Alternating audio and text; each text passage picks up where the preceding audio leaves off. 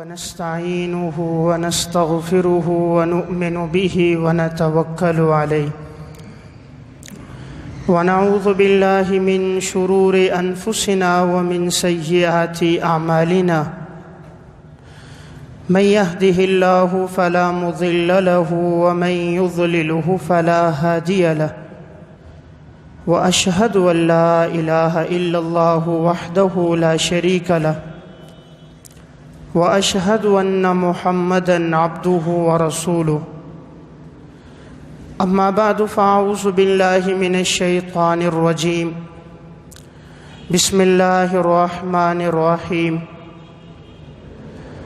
زين للناس حب الشهوات من النساء والبنين والقناطير المقنطرة من الذهب والفضة والخيل المصومة والأنعام والحرث ذلك متاع الحياة الدنيا والله عنده حسن المآب.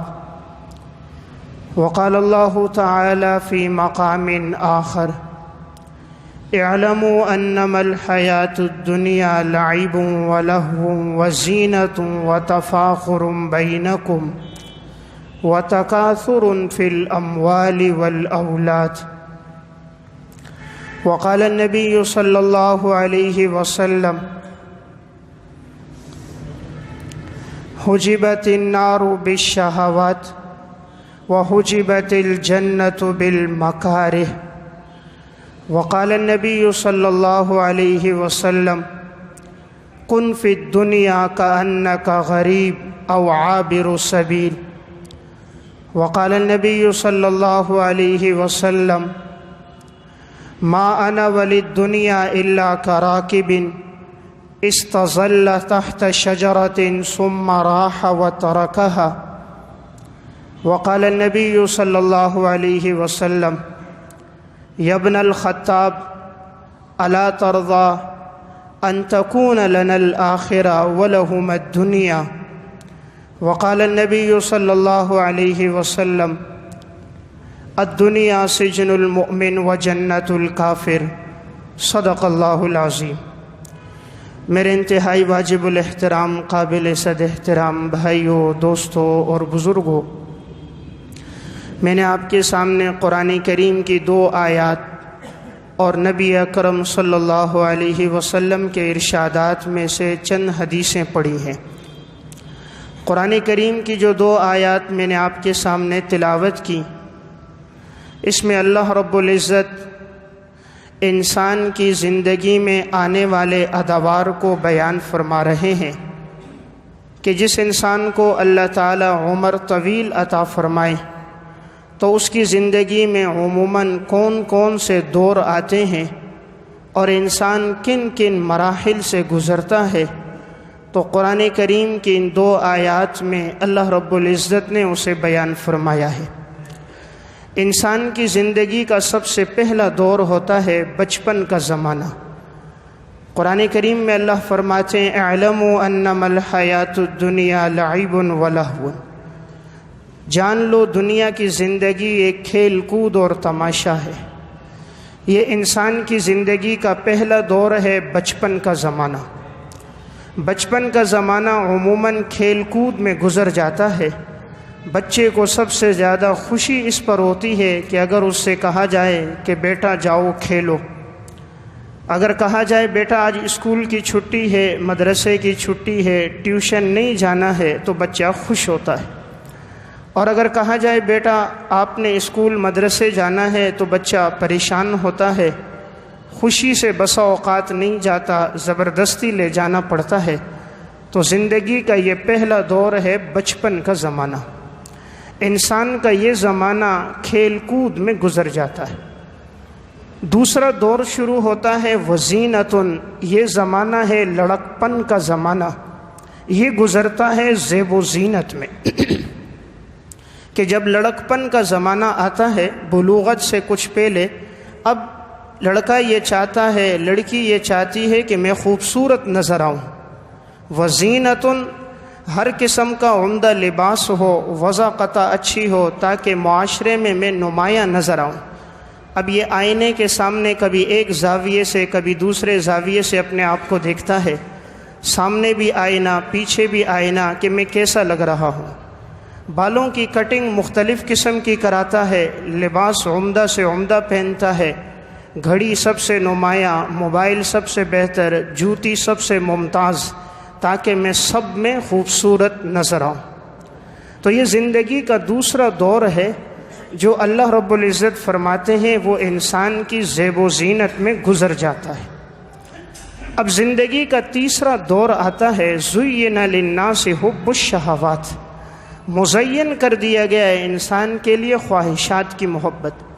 اب یہ تیسرا دور ہے بلوغت کے بعد، کہ جب لڑکا لڑکی بالغ ہو جاتے ہیں اب ان کے لیے سب سے اہم چیز ہوتی ہے خواہشات۔ خواہشات کے اندر ایک لڑکے کی خواہش یہ ہوتی ہے کہ کسی حسینہ سے میرا نکاح ہو جائے، جو حسب و نسب والی ہو، دولت والی ہو، خوبصورت ہو۔ تو یہ تیسرا دور گزرتا ہے خواہشات میں اور شہوتوں میں۔ اور جب یہ تیسرا دور بھی پورا ہو جاتا ہے کہ اس کا نکاح ہو جاتا ہے، پھر زندگی کا چوتھا دور آتا ہے والبنین، انسان چاہتا ہے میری اولاد ہو، اولاد میں بھی بیٹے ہوں۔ بنین کہتے ہیں نرینہ اولاد کو، کہ بیٹے کی پیدائش پر انسان عموماً زیادہ خوش ہوتا ہے اور بیٹیوں کی پیدائش پر اتنا خوش نہیں ہوتا۔ یہ چوتھا دور ہے کہ اسے اب اللہ نے بیٹے بھی دے دیے۔ اب زندگی کا پانچواں دور آتا ہے کہ انسان مال جمع کرنا شروع کر دیتا ہے۔ پہلے تو اپنی فکر تھی، اب اپنے بچوں کی فکر شروع ہو جاتی ہے کہ ان کے لیے بینک بیلنس جمع کرنا شروع کرو۔ اب انسان ان کے لیے دولت جمع کرتا ہے۔ کتنی دولت جمع کرتا ہے؟ حب الشہوات من النساء والبنین والقناطیر المقنطرۃ من الذہب والفضہ۔ اللہ تعالیٰ فرماتے ہیں انسان سونے چاندی کا ڈھیر جمع کرتا ہے۔ سب سے قیمتی مال سونا ہے اور اس کے بعد چاندی ہے۔ اگر سونا معمولی بھی انسان کے پاس ہو تو بہت قیمتی ہے، لیکن اگر سونے کا بھی ڈھیر ہو، چاندی کا بھی ڈھیر ہو تو یہ بہت بڑی دولت ہے۔ تو قرآن کہتا ہے پانچواں دور جب آتا ہے تو انسان معمولی دنیا پہ قناعت نہیں کرتا کہ تھوڑا سا مل جائے گزر بسر کروں، اب وہ ڈھیر سارا سونا چاندی جمع کرتا ہے۔ مکان ایک ہے تو دوسرے کی فکر ہوتی ہے، گاڑی ایک ہے تو دوسرے کے لیے محنت کر رہا، دولت لاکھ روپے ہے تو بڑھانے کے لیے کہ یہ 10 لاکھ کیسے ہو جائے، یہ 10 لاکھ ہے تو 20 کیسے ہو جائے، 20 ہے تو کروڑ کیسے ہو جائے۔ اب اس کی ساری فکر کس کے لیے؟ سونے اور چاندی کو، مال اور دولت کو جمع کرنے کے لیے۔ جب یہ مال اور دولت بھی جمع کرتا رہتا ہے، کافی دولت جمع ہو گئی، اب زندگی کا ایک دور آتا ہے والخیل المصومۃ والانعام والحرث۔ اب انسان نشان زدہ گھوڑا تلاش کرتا ہے۔ نشان زدہ گھوڑا یہ سواری ہے۔ عرب میں سب سے قیمتی سواری یہ تھی کہ اگر گھوڑا ہو اور اس کے پاؤں پہ نشانات ہوں، یعنی سیاہ گھوڑا ہے اور اس کے پاؤں سفید ہیں، اس کی پیشانی پہ سفید دھبا ہے، تو یہ سب سے قیمتی ہوتا تھا۔ اس کی وجہ یہ تھی کہ ایک تو یہ خوبصورت بہت ہوتا کہ پورا سیاہ اور پاؤں اور پیشانی سفید، یا پیشانی اور پاؤں سفید اور باقی سیاہ، تو یہ عرب میں خوبصورت گھوڑا تھا۔ تو ایک تو اس کی خوبصورتی بہت تھی، نمبر 2 ایسا گھوڑا عموماً بہادر ہوتا تھا کہ سوار کے ساتھ صفوں میں گھس جاتا تھا اور کبھی اپنے سوار کو نیچے نہیں گراتا تھا، وفادار ہوتا تھا، خود کٹتا مرتا لیکن حتی الامکان اپنے سوار شاہ سوار کی حفاظت کرتا۔ اب یہ زندگی کا یہ دور ہوتا ہے کہ انسان گھوڑا، آج کے دور میں گاڑی، اس دور کی سب سے مہنگی سواری گھوڑا تھا، اور وہ گھوڑا جو نشان زدہ، آج کے دور کی مہنگی سواری یہ مرسڈیز گاڑی۔ اب یہ چاہتا ہے مہنگی سے مہنگی گاڑی میرے پاس ہو، جب میں علاقے میں داخل ہوں تو پتہ چلے فلاں صاحب آ رہا ہے، جب میں گاڑی میں بیٹھ کر چلوں تو کہیں، اشارہ کریں فلاں صاحب جا رہا ہے، اس کی گاڑی اتنے لاکھ روپے کی ہے۔ یہ زندگی کا وہ دور ہے کہ انسان پھر گاڑی لیتا ہے۔ والانعام والحرث، پھر انسان چوپائے جمع کرتا ہے، کھیتی کے پیچھے لگتا ہے۔ یہ دیہات کی زندگی، کہ دیہاتی زندگی والا کھیت کے پیچھے لگتا ہے کہ اگر اس کی زمین 100 کنال ہے تو وہ فکر کرتا ہے 200 کس طرح ہو جائے، فصل اس دفعہ اتنی آئی ہے یہ ڈبل فصل کیسے ہو جائے، والانعام چوپائے، بھینس ایک ہے یہ 2 کیسے ہو جائے، یہ گائیں 1 ہے 4 کیسے ہو جائیں، یہ بکریاں 3 ہیں 6 کیسے ہو جائیں۔ قرآن کہتا ہے جب یہ چیزیں بھی اس کے پاس آ جاتی ہیں، مال بھی آیا، دولت بھی آئی، گاڑی بھی آئی، پیسہ بھی آ گیا، اب تکاثر فی الاموال والاولاد، اب یہ معاشرے میں لوگوں کے سامنے جب گھومتا ہے اپنے مال اور اولاد پہ فخر کرتا ہے، لوگوں کو کہتا ہے تمہیں پتہ ہے میرے کتنے بیٹے ہیں، میرے 8 بیٹے ہیں، تمہیں پتہ ہے میری دولت کتنی ہے، میں تم جیسوں کو تو منٹوں میں خرید سکتا ہوں، فلاں بینک میں میرے 10 لاکھ، فلاں میں 1 کروڑ، فلاں میں 2 کروڑ، اتنی گاڑیاں، اتنے بنگلے، اتنے محلات، اتنی جائیداد، تکاثر فی الاموال والاولاد۔ پھر یہ نادان انسان اپنے مال کی کثرت، اپنے اولاد کی کثرت کے گھمنڈ میں ہوتا ہے، لوگوں کے سامنے کہتا ہے میرا فلاں بیٹا نیوی میں، فلاں بیٹا فوج میں، فلاں بیٹا آرمی میں، فلاں بیٹا پولیس میں، فلاں بیٹا کرنل، فلاں جرنل، تکاثر فی الاموال والاولاد۔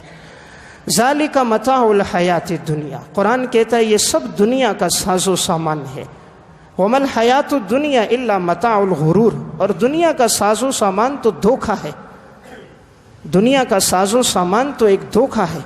اب زندگی کا آخری دور آتا ہے، جب یہ بڑھاپے کا زمانہ شروع ہوتا ہے، قرآن کہتا ہے پھر ہم ثم رددناہ الی اسفل السافلین، پھر ہم انسان کو سب سے نچلے درجے میں اتار دیتے ہیں۔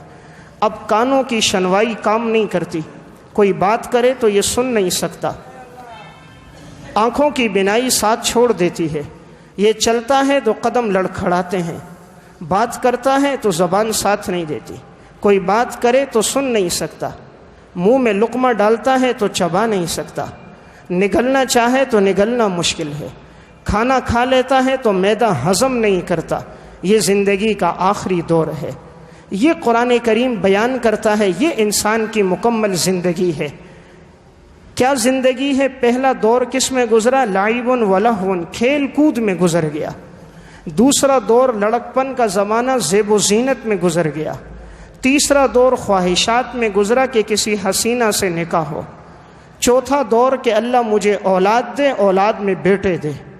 پانچواں دور بینک بیلنس جمع کرنا شروع کیا سونے اور چاندی اور دولت کی صورت میں۔ چھٹا دور کہ اپنے لیے سواری، اور سواری بھی سب سے مہنگی۔ ساتواں دور پھر جائیداد بنائی، کھیتیاں اور جانور مویشی۔ آٹھواں دور معاشرے میں فخر کرنا شروع کیا، میری دولت اتنی، میری اولاد اتنی۔ اور نوواں دور انسان کا بڑھاپا، اور آخری پھر موت۔ یہ انسان کی کل زندگی ہے جسے اللہ قرآن میں بیان کرتا ہے، اور اس سارے نقشے کو بیان کر کے قرآن کہتا ہے ذالک متاع الحیات الدنیا، یہ دنیا کا ساز و سامان ہے۔ اور دنیا کا یہ ساز و سامان کہاں تک ہے؟ جب تک روح جسم میں موجود ہے۔ جیسے ہی روح پرواز کر جاتی ہے، کل نفس ذائقۃ الموت انما توفون اجورکم یوم القیامہ، ہم ہر انسان کو قیامت کے دن پورا اس کے اعمال کا بدلہ دیں گے، ہر عمل کا ہم پورا انسان کو بدلہ دیں گے۔ نیکی میں زندگی گزاری ہے، پورا بدلہ، برائی اور گناہوں میں زندگی گزاری ہے، اس کا بھی پورا بدلہ ہوگا۔ انما توفون اجورکم یوم القیامہ فمن زحزح عن النار وادخل الجنۃ فقد فاز، جو جہنم سے بچا لیا گیا، جنت میں داخل کر دیا گیا، فقد فاز، یقیناً وہ کامیاب ہو گیا۔ کامیابی کا معیار آج بدل گیا، ہم کامیاب اس کو سمجھتے ہیں جس کے پاس دولت ہے، کامیاب اسے سمجھتے ہیں جس کے پاس پیسہ، گاڑی، سواری اور عہدہ ہے۔ قرآن کامیاب کس کو کہتا ہے؟ رب العالمین کامیاب کس کو کہتے ہیں؟ اللہ تعالیٰ فرماتے ہیں فمن زحزح عن النار، جو جہنم سے بچا، وادخل الجنہ، اور جنت میں داخل ہو گیا، فقد فاز، یقیناً وہ کامیاب ہو گیا۔ کامیابی کا معیار دنیا نہیں ہے، کامیابی کا معیار آخرت ہے۔ اللہ تعالیٰ جب کسی سے محبت کرتا ہے اسے دنیا سے اس طرح بچاتا ہے، حدیث میں آتا ہے جس طرح تم اپنے بیمار کو پانی سے بچاتے ہو۔ جب انسان بیمار ہو، خصوصاً بخار میں ہے، پانی سے بچ رہا ہوتا ہے، تو کہا جیسے تم اپنے بیمار کو پانی سے بچاتے ہو، رب العالمین جب کسی سے محبت کرتا ہے اسے دنیا سے بچاتا ہے۔ ایک صحابی حضور کے پاس آئے، کہا یا رسول اللہ ایسا عمل بتائیے اللہ بھی مجھ سے محبت کرے اور کائنات میں بسنے والے سارے انسان بھی مجھ سے محبت کریں۔ ایسا عمل بتائیے اللہ بھی مجھ سے محبت کرے، کائنات میں بسنے والے انسان بھی مجھ سے محبت کریں۔ لسان نبوت نے بڑا فصیح جملہ ارشاد فرمایا۔ آپ نے فرمایا ازہد فی الدنیا یحبک اللہ وازہد فیما عند الناس یحبک الناس۔ دنیا سے بے رغبتی اختیار کرو، دنیا کا پیدا کرنے والا تم سے محبت کرے گا۔ لوگوں کے ہاتھ میں جو مال دولت ہے اس سے بے رغبتی اختیار کرو، اس کی طرف توجہ نہ کرو تو لوگ بھی تم سے محبت کریں گے۔ آپ صلی اللہ علیہ وسلم نے فرمایا کہ اگر تم یہ چاہو کہ اللہ بھی تم سے محبت کرے، کائنات میں بسنے والے انسان بھی تم سے محبت کریں، تو آپ نے فرمایا ازہد فی الدنیا، دنیا سے بے رغبتی اختیار کرو، اللہ بھی تم سے محبت کرے گا۔ دنیا والوں کے ہاتھ میں جو مال دولت پیسہ ہے اس سے بچو، دنیا والے بھی محبت کریں گے۔ جب انسان رب سے دنیا نہیں آخرت مانگتا ہے اللہ بھی خوش ہوتا ہے۔ اور جب آدمی بندوں کے پاس جاتا ہے، کسی سے ادھار مانگے، پیسے مانگے، آج وہ آپ کو دے دے گا، کل دے دے گا، دوبارہ تیسری مرتبہ جاؤ گے تو وہ نفرت کرے گا، یار یہ کیا ہے، روزانہ دروازے پہ آ جاتا ہے، ہر دن قرض مانگتا ہے، ہر دن چیزوں کا مطالبہ کرتا ہے، تو لوگ بھی اس سے ناراض ہوتے ہیں جو بار بار مانگنے آتا ہے۔ تو جب لوگوں کے پاس کوئی مانگنے جائے لوگ اس سے نفرت کرتے ہیں، اور جو رب سے دنیا مانگے اللہ اس سے بھی پسند نہیں کرتا۔ اللہ اسے کرتا ہے جو دنیا سے بھی بے رغبتی اختیار کرے، اس سے اللہ بھی محبت کرے گا، مخلوق بھی محبت کرے گی۔ اگر دنیا کوئی پسندیدہ چیز ہوتی، اللہ رب العزت انبیاء علیہ الصلاۃ والسلام کو سب سے زیادہ دنیا عطا کرتا، لیکن انبیاء علیہ السلام میں اکثر کی زندگی غربت میں، افلاس میں، فقر میں گزری، انہوں نے کبھی اللہ کو نہیں بلایا۔ آپ صلی اللہ علیہ وسلم فرماتے ہیں کہ اللہ رب العزت نے فرمایا تھا مجھے کہ اگر تم چاہو تو میں اس مکہ کے پہاڑوں کو سونے کا بنا دوں، یہ وادیاں سونے کی بن جائیں۔ آپ صلی اللہ علیہ وسلم نے فرمایا اے اللہ میں نہیں چاہتا یہ سونے کا بن جائے، بجے ملک ایک دن کھانا ملے، ایک دن میں بھوکا رہوں، جب کھانا ملے تو شکر ادا کروں، نہ ملے تو صبر کروں۔ اللہ صابرین کو بھی پسند کرتا ہے، اللہ شاکرین کو بھی پسند کرتا ہے۔ خود آپ صلی اللہ علیہ وسلم کے گھر کی حالت کیا تھی؟ ام المومنین حضرت عائشہ رضی اللہ تعالیٰ عنہ فرماتی ہیں 2 مہینے گزر جاتے تھے آل محمد کے گھر میں چولہا نہیں جلتا تھا۔ گھر میں کیا ہوتا تھا؟ جوں کے علاوہ کچھ نہ ملتا، اور کبھی گھر میں صرف 2 چیزیں ہوتی تھی، تمر اور ماہ، کھجوریں اور پانی، اس کے علاوہ گھر میں کچھ نہیں تھا۔ کیا آپ صلی اللہ علیہ وسلم اپنی گھر والیوں کو بہترین سے بہترین کھانا نہیں کھلا سکتے تھے؟ کیا آپ اپنی ازواج کو سب سے عمدہ لباس نہیں پہنا سکتے تھے؟ آپ کا تو اشارہ ہوتا آسمان سے سونا برس جاتا، آپ انگلی کا اشارہ کرتے زمین سونا اگا دیتی، لیکن آپ نے غربت میں، فقر میں زندگی گزاری، پیٹ پر پتھر باندھے، ملا تو کھایا، نہ ملا تو صبر کیا۔